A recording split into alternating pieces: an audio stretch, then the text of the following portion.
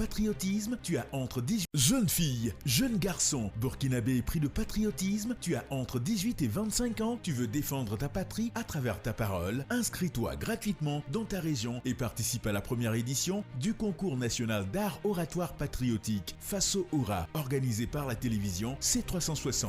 Faso Aura, c'est du 1er août au 28 septembre 2025 avec 13 étapes régionales et les phases finales nationales à Ouagadougou. Tu es candidat Faso Aura, donne de la voix et exprime ton amour pour le Burkina Faso en français et en langue nationale à travers des discours éloquents empreints de civisme et de patriotisme et tente de remporter de nombreux lots. Infoline 61 04 05 05 67 47 25 41. Faso Aura, pour ma patrie, j'élève ma voix.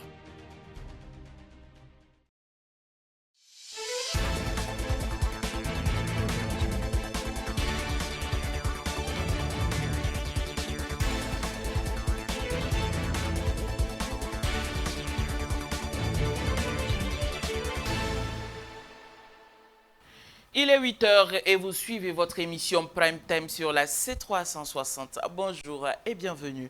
Bonjour Simon. Bonjour Alice Koneda, bonjour à tous ceux qui nous suivent chaque matin. Nous sommes encore là pour cette messe matinale, ma messe d'information. Et Annie, aujourd'hui, on va parler sport.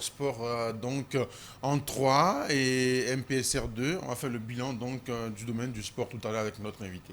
Merci Simon Wessou. Il est temps à présent d'aller pour les unes des quotidiens et c'est après ceci.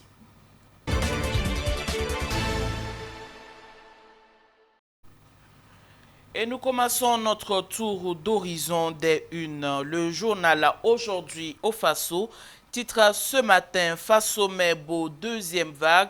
Le ministre Di Kaba de IB prodigue des leçons de civisme et de patriotisme aux campeurs. En seconde manche, application stricte du règlement 14 de l'UOMOA, un grand contrôleur nocturne nommé Mahamadou Sana. Et nous allons dans le quotidien Sidoaya qui met l'accent ce matin sur la coopération pénale internationale. Les ministres de la Justice de l'AES proposent le réexamen au chef d'État. Le journal annonce également le 7e Samao, les activités prévues du 25 au 27 septembre 2025. Et dans le quotidien, on parle de la visite officielle du président Sierra Leone au Burkina Faso, où il affirme, je cite, « Nous ferons tout notre possible pour que la paix revienne au Burkina Faso ». Et le quotidien revient aussi sur les volontaires nationaux agents de santé à base communautaire, lancement de la deuxième vague pour intensifier les actions de proximité. Et le titre à commenter de ce matin, Simon Wessou, nous parlons de la visite du président Sierra Leone à Ouagadougou, où il affirme « Nous ferons tout notre possible pour que la paix revienne au Burkina Faso ». Alors Annie, effectivement, le président Sierra Leone, président en exercice des chefs d'État, de la conférence des chefs d'État de la CEDEAO, Julius Maada Bio, était donc en visite au Burkina Faso hier et c'est la deuxième visite en l'espace d'un an. Il était donc au Burkina Faso en août 2024 et il est venu encore au Burkina Faso en septembre 2024. Donc pratiquement un an qu'il est venu au Burkina Faso 2 fois. Et donc il est venu, il a échangé avec le président du Faso, le capitaine Ibrahim Traoré. Alors lorsque vous regardez un tout petit peu le communiqué, d'abord le communiqué d'avant, on nous fait savoir que la visite du président, on va parler coopération bilatérale entre la Sierra Leone et le Burkina Faso. Et puis après, on va traiter des questions d'ordre international, et donc au niveau de l'espace. Mais quand on suit un tout petit peu la déclaration finale de Julius Maada Bio, on a vu que dans sa déclaration, il n'a parlé que de la CEDEAO. C'est vrai, c'est lui le président de l'exercice de la CEDEAO, des chefs d'État de la CEDEAO. Il n'a parlé que de la CEDEAO. Et vous voyez, quand on suit sa déclaration, il a surfé, il a dit « J'ai été militaire, je suis parvenu à stabiliser mon pays ». Ça veut dire qu'il est en train de surfer parce que selon lui, ce sont ses frères d'armes. Et il faut surfer sur ce côté-là pour amener les gens ou pour amener le président du Faso à comprendre que j'ai été militaire, je suis parvenu à stabiliser mon pays, mais malgré ça, je suis aujourd'hui donc au sein de l'espace sous-régional et il est bon que nous puissions travailler ensemble. Et quand on suit aussi sa déclaration, il dit nous sommes frères, nous ne pouvons pas être divisés. Ma visite est un geste de solidarité.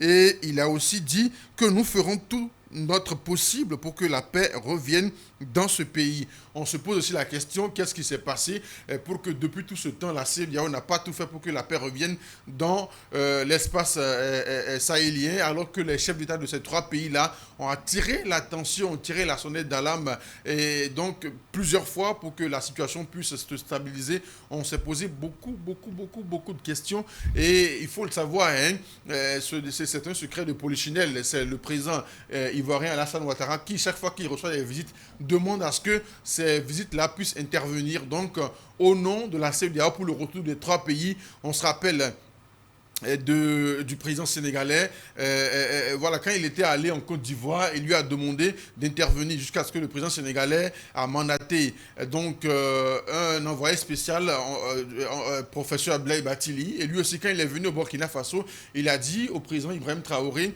que voilà, c'est bon d'être à 3, mais c'est bon encore de rester encore à 15, que à 3 on peut faire quelque chose, mais à 15 on peut encore mieux faire. Vous voyez donc ce sont des stratagèmes. On se rappelle aussi du président ghanéen quand il est parti, voilà, en Côte d'Ivoire. Le président ivoirien Alassane Ouattara lui a dit encore de tout faire pour que les pays de l'AES puissent retourner au sein de la CEDEAO. Donc ce sont des stratagèmes du président ivoirien Alassane Ouattara pour qu'il fait coûte que coûte pour que les trois pays puissent retourner donc au sein de la CEDEAO.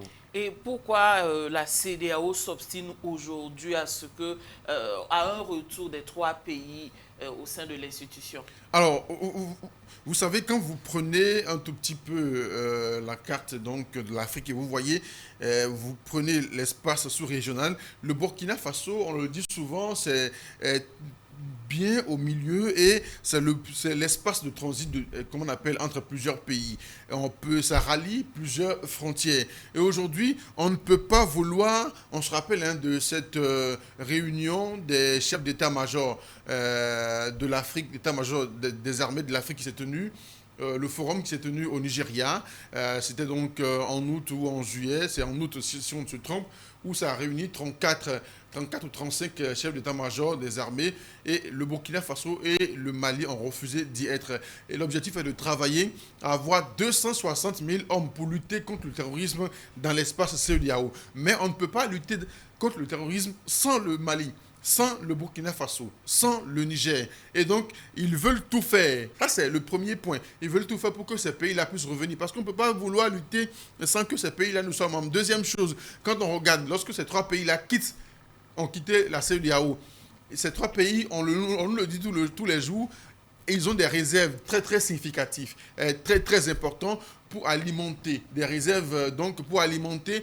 l'espace sous-régional. Donc, c'est vrai, ce qu'on nous sert à la face du monde, devant les caméras, c'est totalement différent de ce qui se passe réellement. On se rappelle de cette déclaration de l'ancien, donc, comment on appelle, du directeur général ou du président de la BOAD qui disait que si ces pays-là quittent la BOAD ne peut pas fonctionner. Elle sera obligée, la Banque ouest-africaine de développement sera obligée d'aller prendre d'autres partenaires extérieurs donc, à l'espace régional. Donc, il faut dire qu'aujourd'hui, ces pays-là font coûte que coûte pour que les pays de l'AES puissent revenir, parce que sans les trois pays, la CEDEAO ne peut pas fonctionner, c'est clair et net. Merci Simon Ouessou, et c'est tout pour les Unes des quotidiens d'aujourd'hui. Nous passons tout de suite aux grandes actus.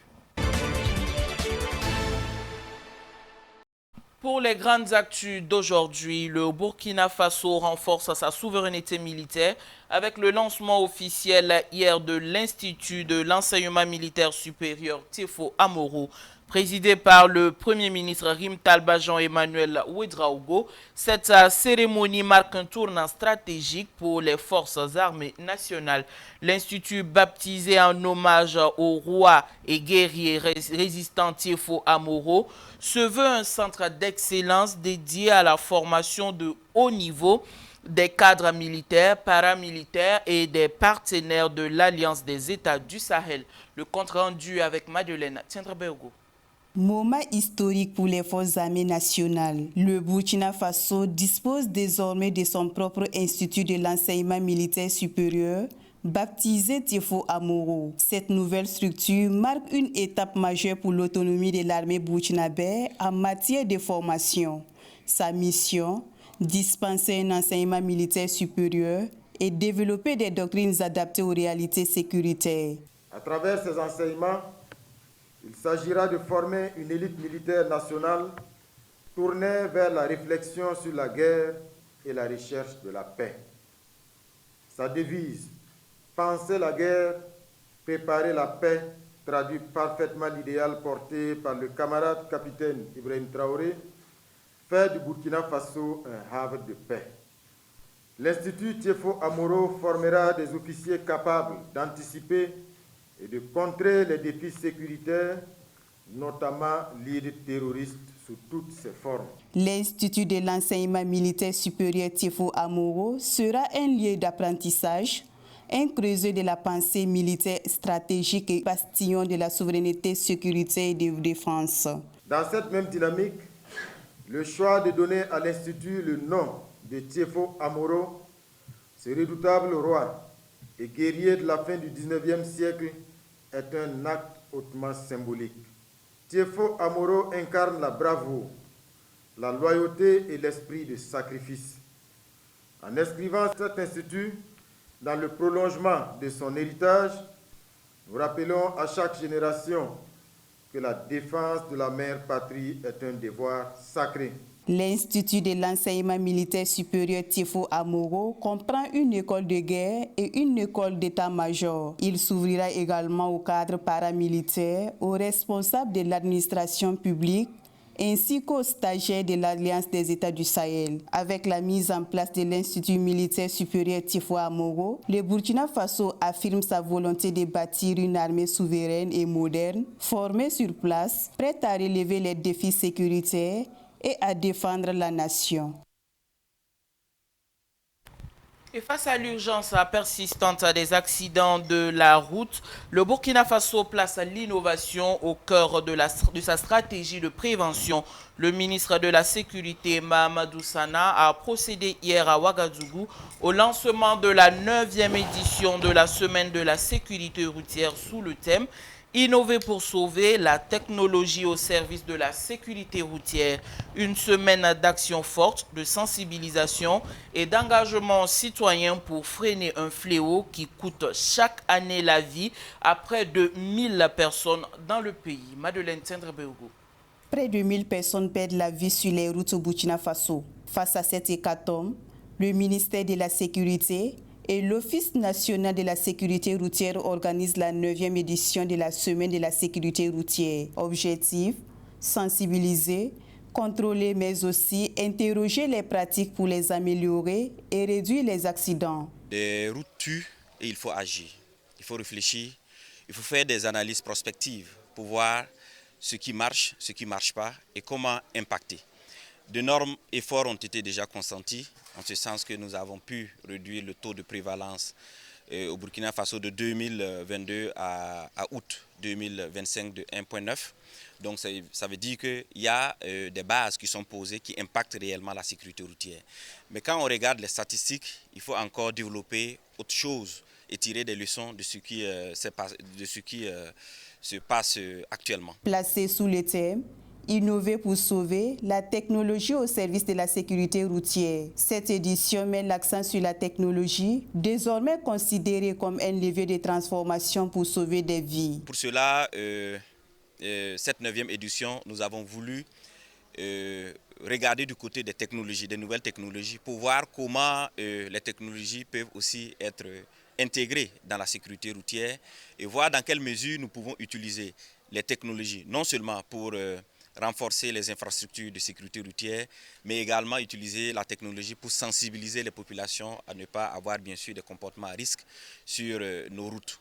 Donc c'est toutes ces réflexions que nous allons mener durant cette semaine et j'ai exhorté les différents acteurs de réellement faire des recommandations pratiques et concrètes pour que, au sortir de cette 9e édition, nous puissions réellement en 2025-2026 impacter réellement la sécurité routière et diminuer drastiquement les statistiques au niveau des accidents et le nombre de victimes sur nos routes. Géolocalisation des véhicules, vidéosurveillance, collecte des informations sur les accidents, autant d'innovations que le Burkina Faso veut placer au cœur de son système de sécurité routière. Du 16 au 23 septembre, la semaine de la sécurité routière se poursuivra dans toutes les régions du Burkina Faso, avec un seul objectif, sauver des vies sur les routes.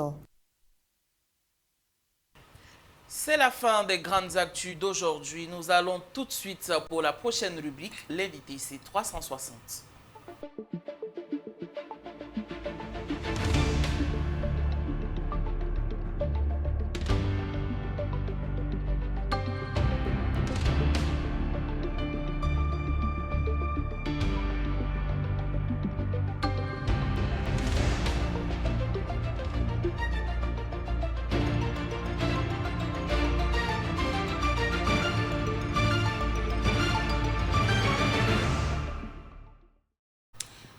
Alors, depuis donc la semaine dernière, on faisait donc le bilan de l'an 3 du MPSR2. Aujourd'hui, on a fait le bilan au sport avec notre invité Moussa Ramdé. Il est journaliste sportif et directeur de publication de CS Media. Moussa Ramdé, bonjour. Bonjour et très ravi de vous retrouver une fois de plus pour parler du sport. Merci d'être venu. Alors, première question, le sport, c'est plusieurs domaines. Aujourd'hui, quand vous regardez ce vaste domaine du sport aujourd'hui au Burkina Faso, quel est tout de suite ce que vous pouvez faire ce que vous pouvez avoir comme premier regard? Je pense que c'est un regard positif parce que on sait qu'il y a des potentialités, disons, il y a de la potentialité au Burkina Faso, il y a de la matière, il y a beaucoup de choses qui peuvent permettre à ce sport-là de prendre son envol. Maintenant, on est aussi conscient des défis qui restent à relever, notamment les gros chantiers. Donc, pour résumer, je dirais que c'est un regard positif, c'est un regard d'espoir. Voilà, parce qu'il fut un temps où on n'avait pas vraiment d'espoir. C'était un peu du désordre. Il y avait tellement de crises à l'interne, que ce soit du football, que ce soit de l'athlétisme, que ce soit du karaté, etc. Il y avait tellement de crises dans les différentes fédérations. Et manque d'infrastructures, manque de coordination, manque de vision. Du coup, il n'y avait pas d'espoir quand on regarde sur le plan national. Mais je peux dire qu'aujourd'hui, on essaie quand même de dégager une ligne. On essaie de voir là où on est en train d'aller. Vous savez, l'un de mes cris de cœur, c'était sur le fait qu'il n'y avait pas de politique de gouvernance dans le monde du football, disons du sport de façon générale au Burkina Faso. Parce que pour moi, la politique qu'on essaie de nous faire croire, c'est que l'État ne doit pas se mener du football. Ce qui n'est pas vrai, parce que le football fait partie du domaine de gouvernance, disons, de la politique de l'État. Voilà, c'est comme l'économie, c'est comme... disons, les autres domaines, tous les autres secteurs. Si l'État doit se désengager de ce domaine-là, mais je pense que les acteurs privés ne pourront pas eux seuls organiser. C'est vrai, chacun a sa partition à jouer, mais aujourd'hui, quand je vois ce qui est en train de se passer avec le gouvernement du capitaine Ibrahim Traoré, je me rends compte que là où on demandait, effectivement, c'est en train de venir, parce qu'on est en train de voir que l'État est en train d'avoir un regard dans ce domaine et imposer un rythme où les autres acteurs doivent suivre. Donc je pense que ce qui fait que je dis que c'est un regard d'espoir aujourd'hui sur le plan sportif. Et en 3 ans, quelque chose a-t-il bougé? Bien sûr, c'est énorme. Je pense que si, j'aimerais dire que si les autres gouvernements avaient eu ces initiatives-là, aujourd'hui on ne serait pas dans ce chaos-là, parce que si vous regardez aujourd'hui le stade du 4 août, ça fait plus de 5 ans qu'on était là-dessus, on n'avait pas de stade, on jouait à l'extérieur. Nous qui sommes journalistes, on sait combien ça vaut, parce que chaque fois, il faut chercher un billet, il faut chercher les moyens pour se déplacer, pour pouvoir faire vivre l'information au peuple burkinabé.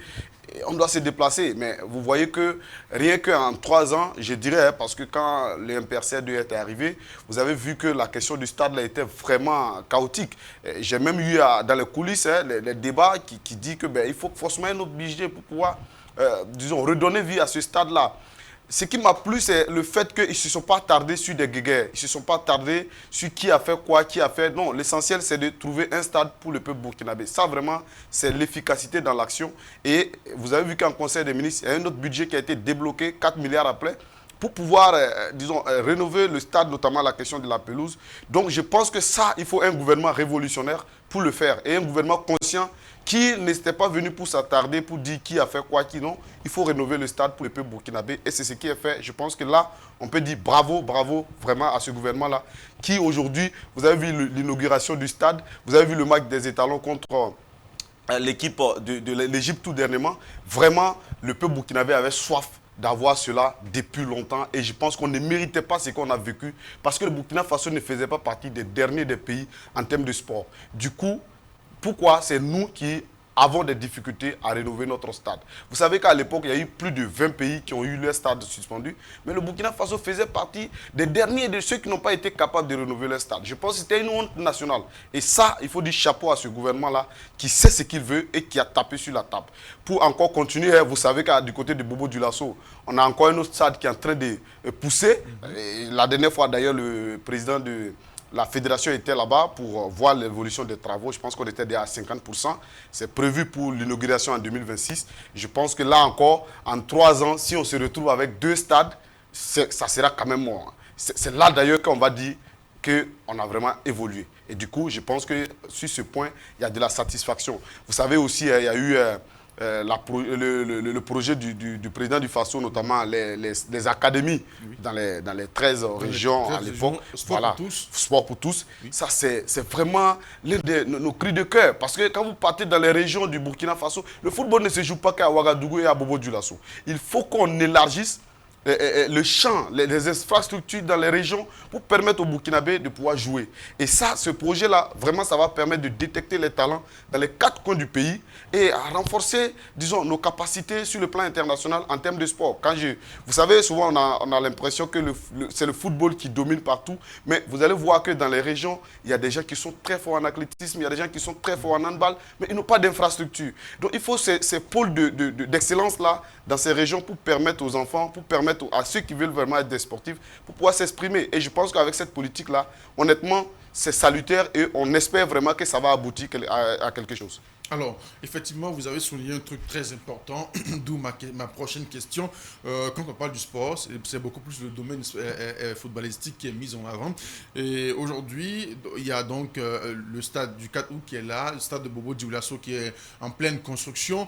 Est-ce qu'avec la présence de ces infrastructures-là, cela viendra quand même à apporter un plus au développement des autres domaines sportifs? Oui, je pense que, c'est comme je l'ai dit, c'est une politique. Il faut avoir une vision. S'il y a la vision, tout peut se faire.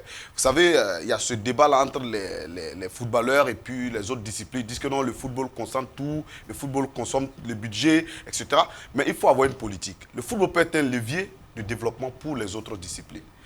Vous voyez, quand on construit un stade, on essaie d'intégrer les autres disciplines à l'intérieur. Par exemple, la piste d'athlétisme, ça fait partie des stades omnisports que souvent on construit. Donc, à l'intérieur d'un stade, on peut avoir beaucoup de disciplines qui peuvent s'exprimer à l'intérieur. Et je pense que dans la politique du sport pour tous, là, c'est prévu. Et, bon, honnêtement, quand on va prendre la mobilisation, le football mobilise plus que les autres.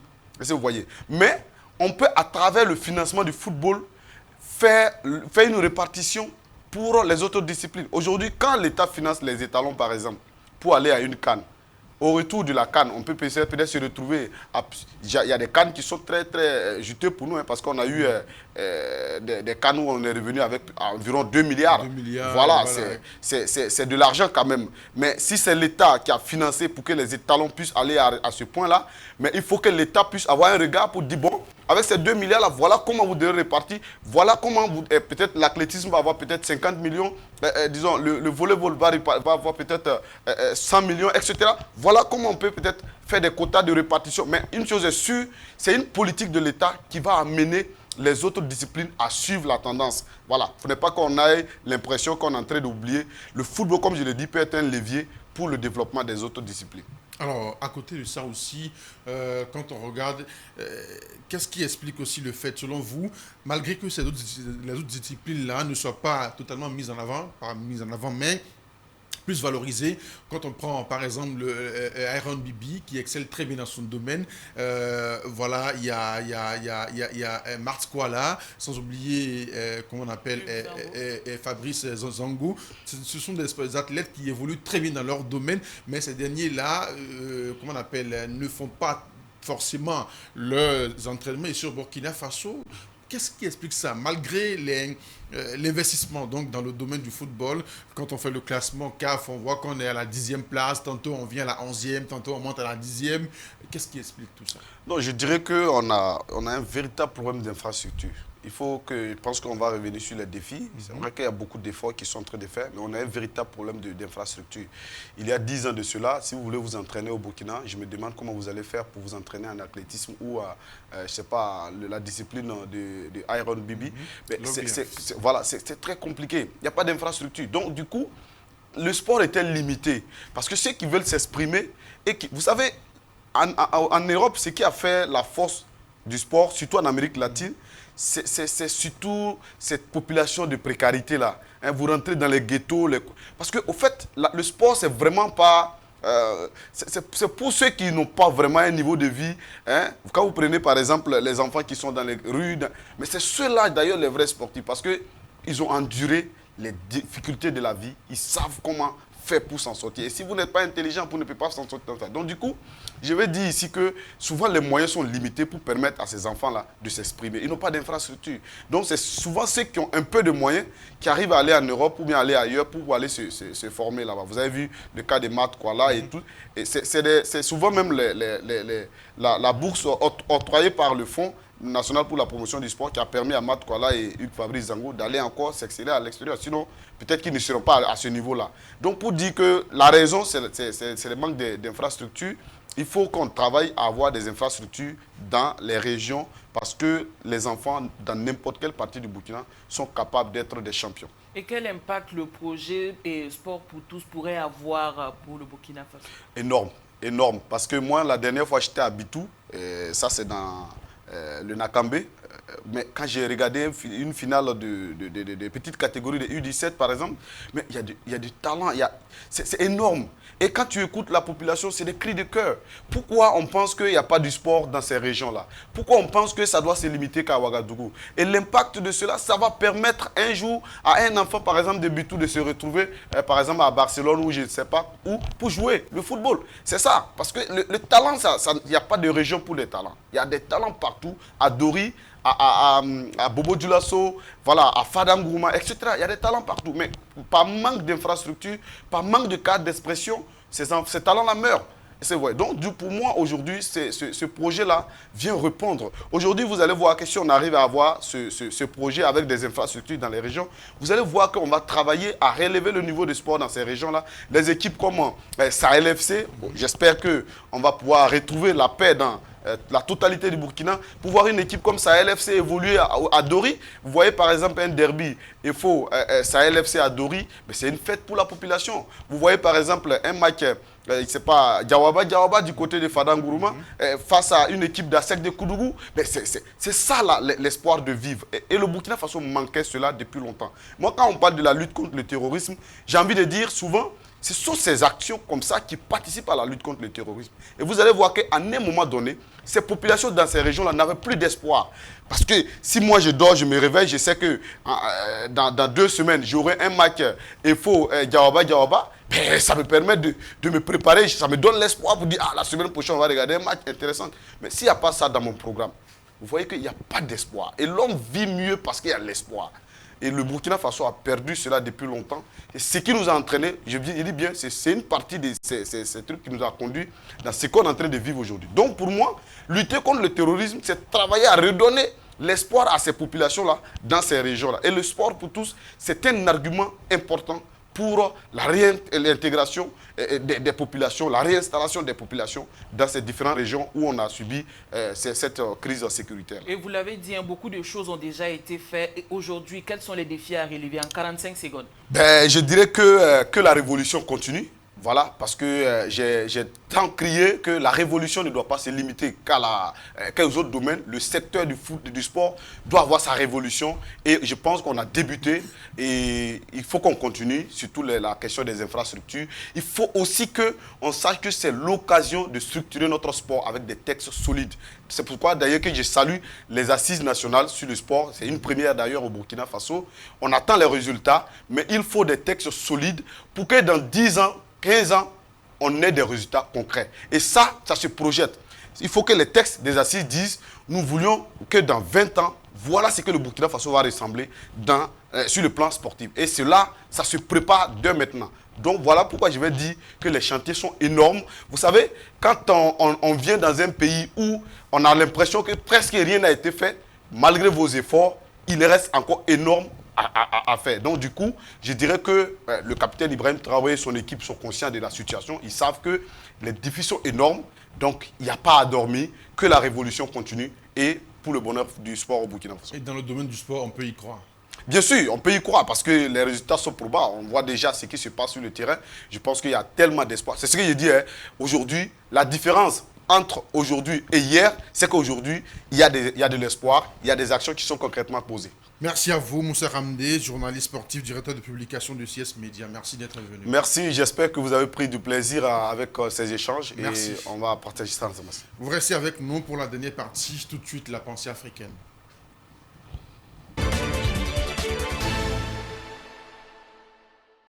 Annie, il est l'heure, mais on va quand même prendre la pensée avec vous. Simon, la pensée africaine d'aujourd'hui est de Léopold Sédar Senghor, je cite. Penser et agir pour nous-mêmes et par nous-mêmes, et pour nous-mêmes en nègre, accéder à la modernité sans piétiner notre authenticité. Fin de citation, je récite. Penser et agir par nous-mêmes et pour nous-mêmes en nègre, accéder à la modernité sans piétiner notre authenticité. Fin de citation. Simon, c'est ce qui va mettre fin à Prime Time d'aujourd'hui. Je vous retrouve à midi pour votre session d'information de la mi-journée. D'ici là, prenez grand soin de vous et ne manquez surtout pas de rester unis et solidaires pour un Burkina Faso de paix. Au revoir.